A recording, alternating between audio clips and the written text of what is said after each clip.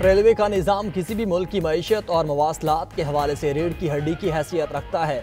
वज़ीर आज़म शहबाज शरीफ की ज़ेर सदारत पाकिस्तान रेलवेज़ के अमूर पर अहम इजलास। रेलवे हुकाम की वज़ीर आज़म को रेलवे की बेहतरी के लिए किए गए इक़दाम पर ब्रीफिंग।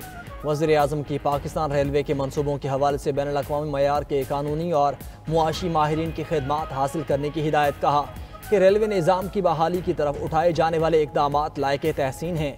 रेलवे के प्रॉपर्टी और ज़मीन के मामलात पर पब्लिक प्राइवेट पार्टनरशिप मॉडल इख्तियार करने का भी हुक्म।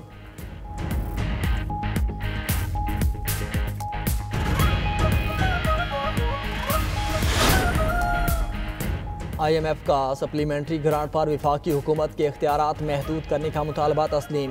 पाकिस्तान और IMF के दरमियान 10 रोज़ा टेक्निकल बातचीत मुकम्मल हो गई। ज़राए वज़ारत ख़जाना के मुताबिक पाकिस्तान ने गुज़िश्ता 10 साल की सप्लीमेंट्री ग्रांट्स के स्पेशल ऑडिट का मुतालबा मान लिया। Public finance management budget process में तब्दीली के लिए दिए गए अहदाफ पर मुशावरत की गई।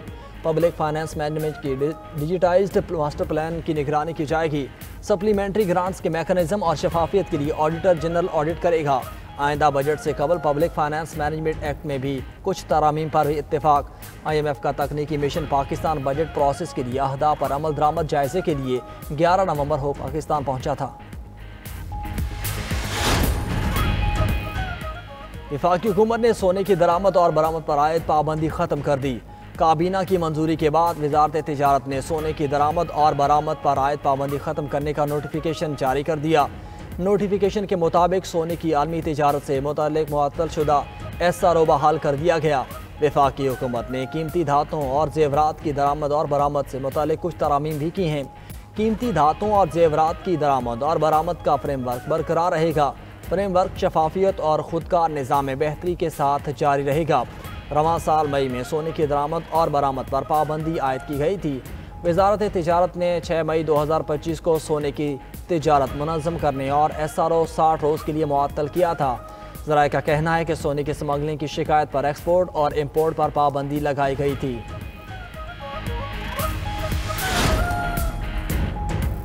कोई भी इंसान कानून से बड़ा और ताकतवर नहीं है, किसी इदारे के सरबराह के लिए भी इस्तिस्ना नहीं। अमीर जमात इस्लामी हाफिज़ नईम रहमान का लाहौर में दीनी इज्तिमा से खिताब। कहा कि निज़ाम की तब्दीली तक जिदोजहद जारी रहेगी। किसी जागीरदार या सरमायाकार का निज़ाम नहीं चलेगा। मुश्किलात के बावजूद इनकलाब का रास्ता नहीं रोका जा सकता। अगर कोई ताकत या फॉर्म 47 के ज़रिए कब्ज़ा करेगा तो फिर मज़ाहमत होगी। अगर दाएँ बाएँ ATM होंगे तो निज़ाम नहीं बदलेगा। पुरअमन तरीके से निज़ाम की तब्दीली का शऊर बेदार करेंगे।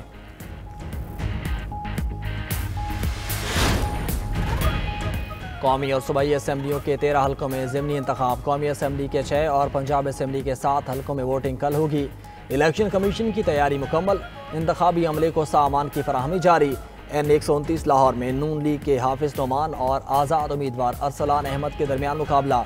N185 DG Khan, N143 Sargodha, N143 Sahiwal में मैदान लगेगा। NA18 हरीपुर और फैसलाबाद के 2 हल्कों NA96 और 104 में भी ज़िमनी इलेक्शन होगा। पंजाब असम्बली के हल्का PP 155, 116, 98, 73 में ज़िमनी इलेक्शन में उम्मीदवार आमने सामने। PP 269, 203 और PP 87 में भी ज़िमनी इंतखाब सजेगा। हुकूमत ने ज़िमनी इंतखाबात में फ़ौज तैनात करने की मंजूरी दे दी। फ़ौजी दस्ते इलेक्शन वाले हल्कों में आज से 24 नवंबर तक मौजूद रहेंगे।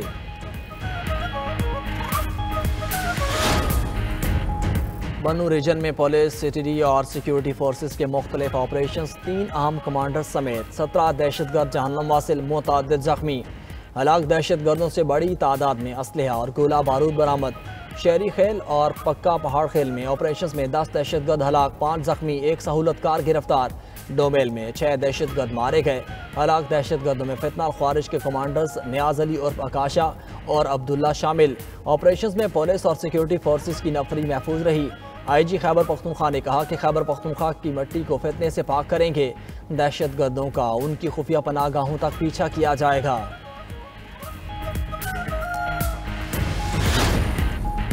फैसलाबाद के इलाके मलिकपुर की फैक्ट्री में आतिशगी मादे का बड़ा जखीरा मौजूद था। फैक्ट्री धमाके की इब्तिदाई इंक्वायरी मुकम्मल। 4 रुकनी इंक्वायरी कमेटी की जारी रिपोर्ट के मुताबिक पहले सिलेंडर लीकेज, साथ शॉर्ट सर्किट और केमिकल मवाद फटने से धमाका हुआ। बेएहतियाती और गैर तरबियत याफ्ता स्टाफ की वजह से इतना बड़ा सानहा पेश आया। फैक्ट्री में मुख्तलिफ नौइयत के केमिकल्स का इस्तेमाल किया जाता था। धमाके से करीबी घरों और इमारतों को भी नुकसान पहुंचा। दूसरी जानिब फैसलाबाद फैक्ट्री धमाके में जाम हक अफराद की तादाद 21 हो गई।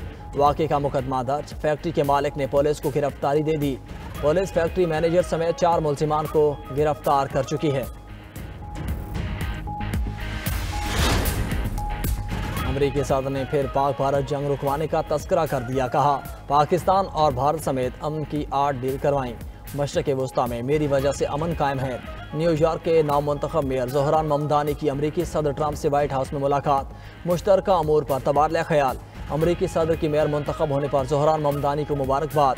न्यूयॉर्क की तरक्की के लिए हर मुमकिन ताउन का ऐलान। कहा, ज़ोहरान ममदानी से मुतालिक उनकी राय तब्दील हुई है। वक्त के साथ चीज़ें बदलती रहती हैं। उम्मीद है ममदानी अच्छा काम करेंगे और कुछ क़दामत पसंदों को हैरान कर देंगे। ममदानी नेतन्याहू को गिरफ्तार करेंगे या नहीं, इस पर बात नहीं हुई। यूक्रेनी सदर ज़ेलेंस्की को जंग के खात्मे के लिए अमरीकी हिमायत याफ्ता अमन मंसूबा मंजूर करना होगा। गज़ा में अमन के लिए हमास को गैर मुसल्लह होना चाहिए।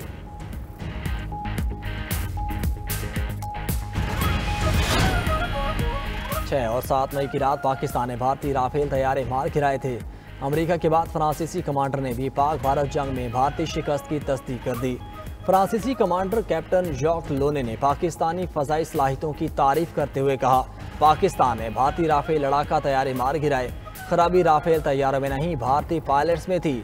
भारतीय फ़ज़ाइया के राफेल तैयारे पाकिस्तान के मजबूत दिफा और मौसर हिकमत अमली की वजह से तबाह हुए।